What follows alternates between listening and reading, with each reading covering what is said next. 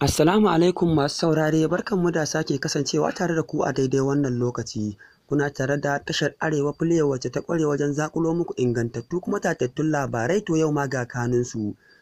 Kamar dai yadda kuka gani a jikin wannan hoto, jarumi Adam A Zango ne zaune a cikin wani yanayi na rashin lafiya ko kuma na accident, wanda wannan hoto ya yi ta yawo a kafafen sada zumunta na irin su Facebook, Twitter, Instagram da ma sauransu.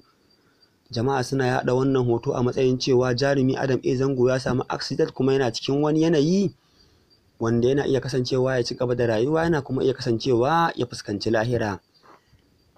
Jama'a da dama suna turo saƙon tambayoyi akan cewa shin ko menene gaskiyar lamari game da wannan hatsari na Adam A Zango?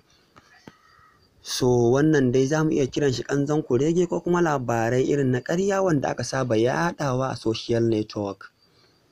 Domin kuwa shi wannan hoto da kuke gani hoto ne wanda aka yi editing ɗin shi a lokacin da za a gudanar da shirin fim, wanda a fim ɗin ana buƙatar shi jarumi Adam A Zango ya fito a matsayin wanda ya samu accident.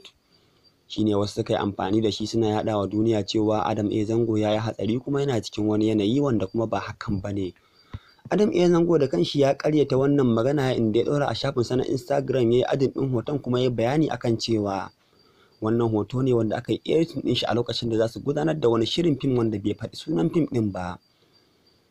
To muna so mu isar da wannan saƙo zuwa ga masoya kuma magoya bayan wannan jarumi Adam A Zango da su kwantar da hankalinsu, su san cewa jarumi Adam A Zango yana nan a cikin ƙoshin lafiya da randan, ba abin da ya same shi, sai dai mu ci gaba da yi masa fatan alkhairi.